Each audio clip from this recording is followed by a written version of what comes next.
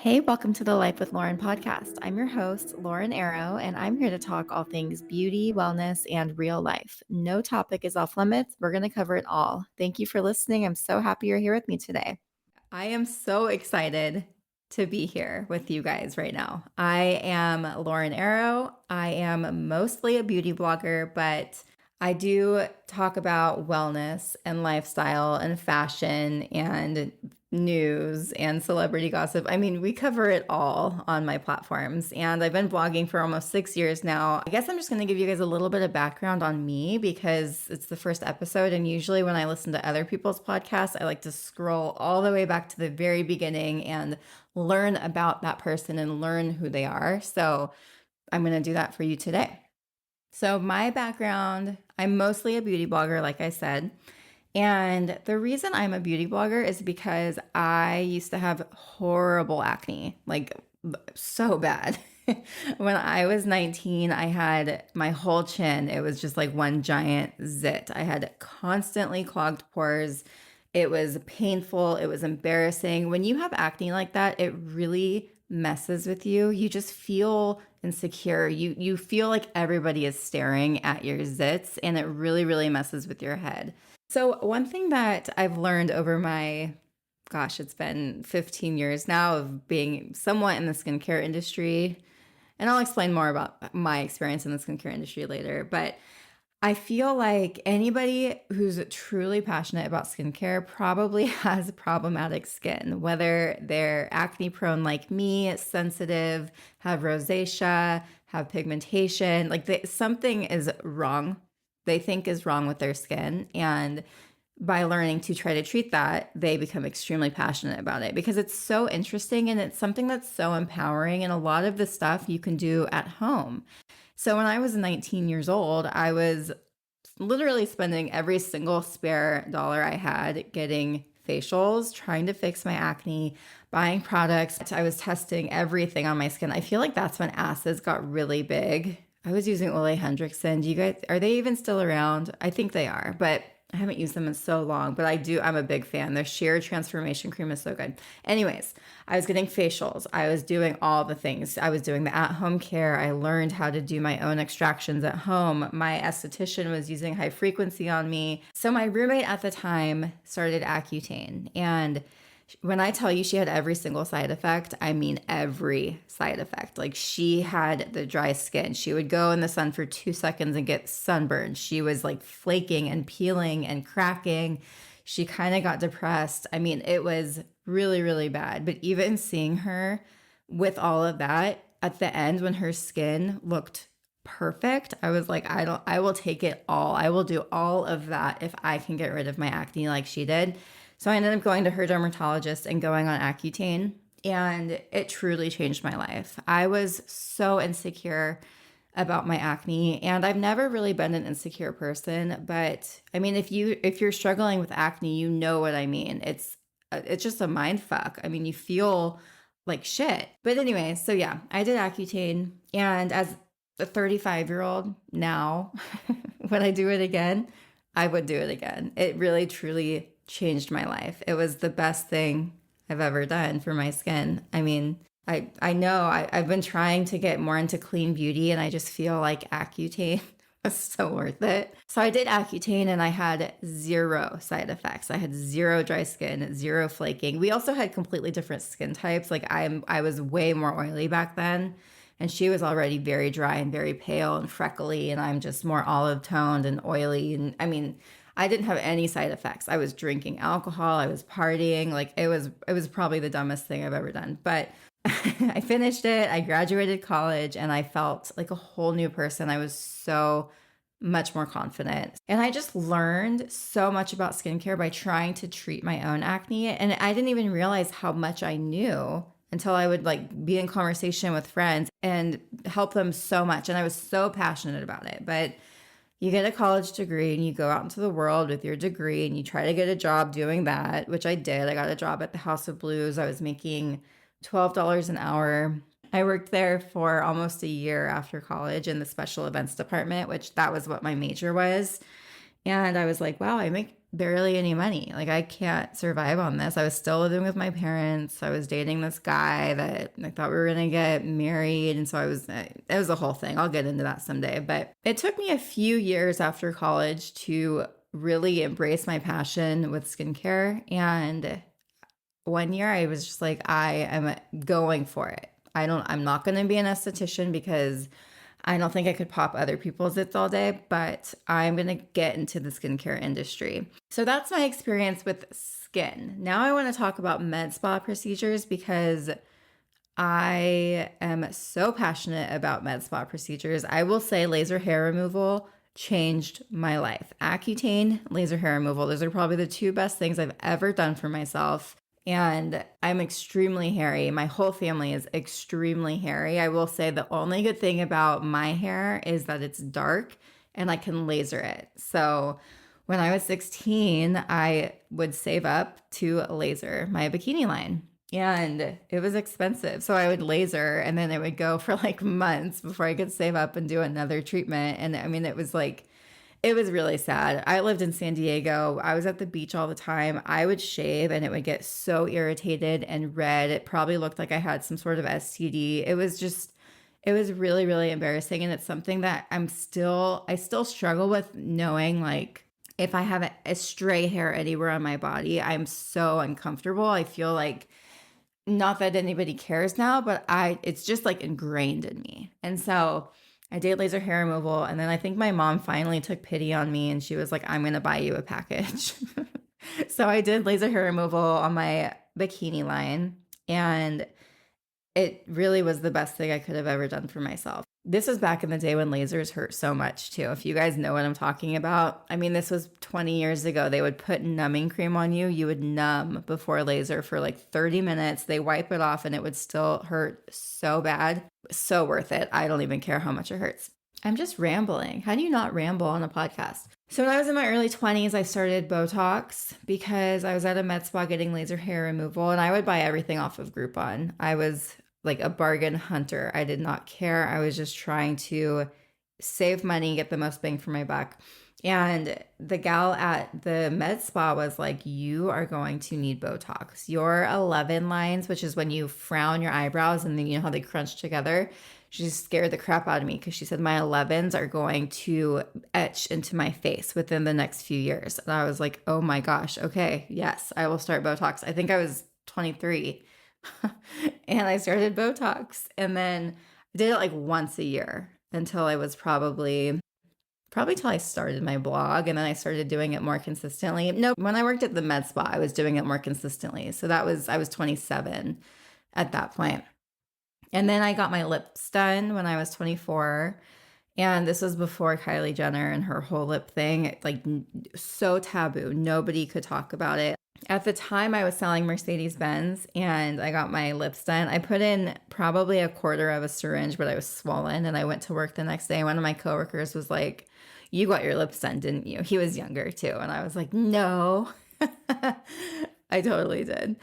But yeah, so that's where it all began. And then when I was 27, that's when I met Steve, my husband. And I was also just kind of having my like quarter life crisis. And I'm like, I just need to get into my passions. Like, I don't care how much money I make anymore. I need to get into a job that I really, truly love. And so I became a personal assistant for someone that owned a day spa. And then that did not pay me very well. Like, it was not sustainable, but I had some money in savings. So I'm like, I'm going to figure this out. And then I got a job at the med spa that I would buy Groupons at and get laser hair removal. But I became friends with all the nurses there because I was still there all the time getting lasered because my hair just continues to come back, but it's substantially less and lighter. And so I got a job there. It was at Laser Away. If you guys have ever heard of it, it's a huge med spa chain. And it was started in San Diego. I was like a receptionist / salesperson. And I could sell the crap out of any single med spa service because I've done it all at that point. And it was the best job ever. I made 10% commission on everything I sold. I loved that job so much. I would be cold calling people. That's kind of crazy that you cold call for a med spa, but I mean, it was just like a money making machine. It was the best thing I've ever done. And I was like, I want to start a med spa. This is so fun. And that's kind of what spurred starting my blog. So then I started my blog when I was 30, and I've been here ever since. That's my background in the skincare beauty industry. And yeah, that's a little bit about me and why I'm here. But I just feel like my experience doing all of these things, I've learned so much, and I cannot wait to share all my secrets with you guys. And I also just want to talk about products I'm currently loving, products that I definitely do not love. I want to talk about life stuff. I mean, we're just going to kind of cover it all. So, products I'm loving today, I would say I just tested this new, they're calling it the Dermaplaner and Cooling Eye Roller from Japanesque. I think that the cooling eye roller is so unnecessary, but I do love to shave my own face because I have so much blonde peach fuzz, and then I also have dark hairs, but I try to laser those or tweeze those, but I still have a ton of blonde hair on my face. I'm always looking for the best face razor, and I stopped using Tinkle because they were tearing my skin up. And so I switched to Schick, which I love. I'm going to link everything in the show notes below. If I talk about a product that sounds interesting to you, it'll be linked down there. But Schick, truly the best razor for the price. I did try the official dermaplaning razors that like the professionals use. I tore my face up. So I do not recommend doing that at home. It takes a very steady hand that I apparently don't have. But today I tried the Japanesque Dermaplaner, and the price is more expensive than the Schick, but I really, really liked it. So if you want to do a little bit of a splurge, nothing crazy, but if you want to spend more, I would say get the Japanesque one. If you want to spend a little bit less, get the Schick one. But I am very impressed with that razor. So I just tested that yesterday. I always do my at-home facial routine. So I'll get out of the shower or I'll steam my skin, and then I will shave, and then I'll do my extractions, and then I'll do a mask, and then like high frequency LED light. I mean, I have it all, but generally if I'm doing a quick facial, I will just shave, do extractions, and then do a quick mask, or just go on with my skincare for the day. And so yesterday I was going in to do my extractions, and I had nothing to extract. I couldn't believe it. Like, I literally in my entire life since I've been doing my own extractions, I always have so much gunk, and I do it weekly or bi-weekly. I still have so much gunk that I can get out of my pores. And yesterday I did not. And I think it's for two reasons. I have been working on double cleansing every single night. And when I say double cleansing, you use a cleansing balm or a cleansing oil. You massage it into your face for a minute. You put it on dry skin, massage it in, get it wet, rinse it off, and then you go in with your face wash. So I've been doing that. And then I've also cut back on all actives in my skincare since my last facial like 2 weeks ago. So she put me on like the most gentle Circadia products because my skin has just been so reactive lately.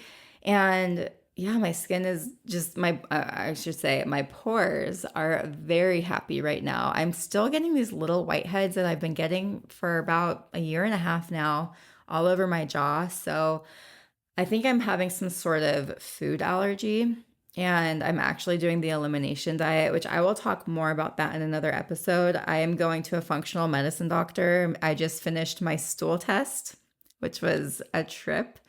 But I'll get into that another day. But anyways, so yeah, I've just been using really gentle skincare, and my pores are loving it. So I thought that was really surprising. If you guys are struggling with clogged pores, maybe try double cleansing and using an oil in your routine.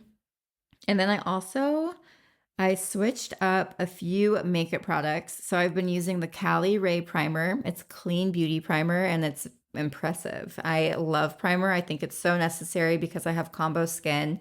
And it just kind of locks my foundation in place. It makes your pores look smoother. It makes your fine lines look smoother. It's just, I love primer. Unless you're extremely dry, I think everybody needs a primer. If you're dry, don't use a primer, especially a mattifying one, because you will hate your life. And then I've been using the Kosas foundation. I tried so many Kosas products over the past few months. They have a lip oil. It's like a lip gloss, but they're calling it lip oil, and it feels so good. It's so amazing. I'm not even a lip gloss person, but I love this product. And then I've been enjoying their foundation. It's more of like a light to medium coverage foundation. I would not say it's full. If you're just looking for something like a nice, easy, lazy makeup day, I do love that.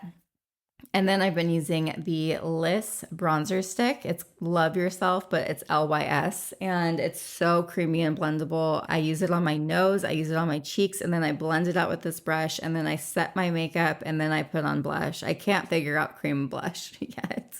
I feel like whenever I put it on, I look like a clown. And then last thing I'm loving lately is this toothbrush that I got. It's from Nimbus, and it's like micro fine bristles. So after you brush your teeth with this, it makes your teeth feel so incredibly soft. I'm going to do a whole episode about teeth stuff because I just switched to a holistic dentist and it was so much more enjoyable. The hygienist said that I have the cleanest teeth she has ever seen. And I rarely floss, like maybe twice a week. I don't use an electric toothbrush. I mean, like once a week, maybe I do, but I just can't stand the vibration in my mouth. I don't use fluoride. I haven't for years. I mean, you can have amazing teeth and still not use fluoride and all those things. I feel like we've just been so misled, which is why I've been switching over to more clean beauty products. But this toothbrush, you guys, it will change your life. So I buy the 6-pack and I love it.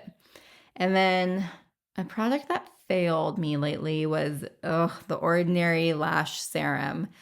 Here's the thing with TikTok. So I just recently got on TikTok last fall. And I mean, these people really sell you on things. And people try a product and they make you want to like drop everything and run and buy that freaking product. And I'm the easiest sell. I want to try everything. So of course I went and bought this. It was $14. I mean, my current lash serum from Lash is like 100 something.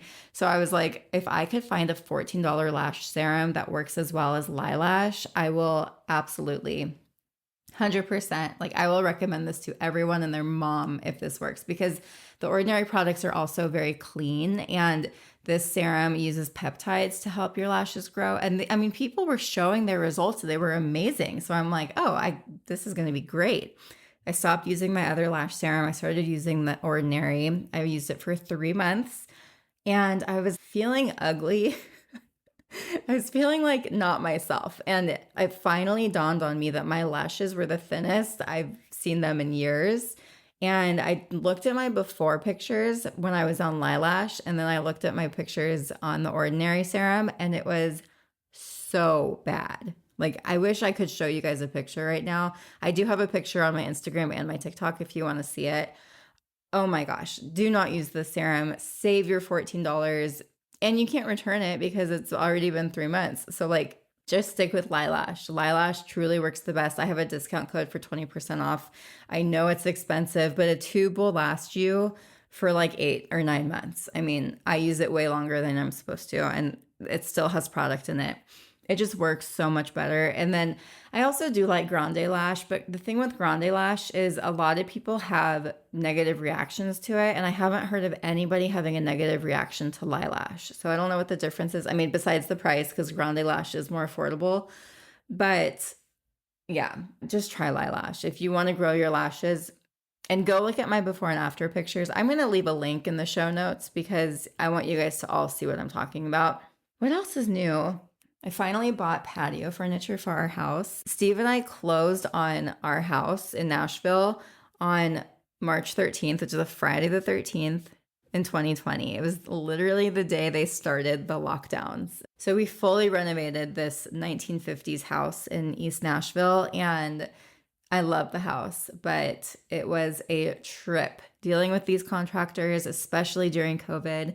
That is a show for another day. I do want to share my experience working with contractors because I learned so much, and I want to just save anybody else the headache if possible. So that show will eventually be coming on here. So for the past 2 years since we moved in, we just spent every extra penny fixing the things that went wrong with our build. And so the fact that we finally bought some patio furniture and like, it's like the first furniture I think we bought at our new house is very exciting for me. So I can't wait to show you guys that. Anyways, that is my first podcast. I don't even know how to sign off on this. I'm so grateful you're here. Thank you for listening. I hope you enjoyed this. Subscribe or like or comment or whatever you guys do on podcasts. I actually still need to figure all that out, but I'm just so excited for this. So Yes, thank you so much. I'll see you next time.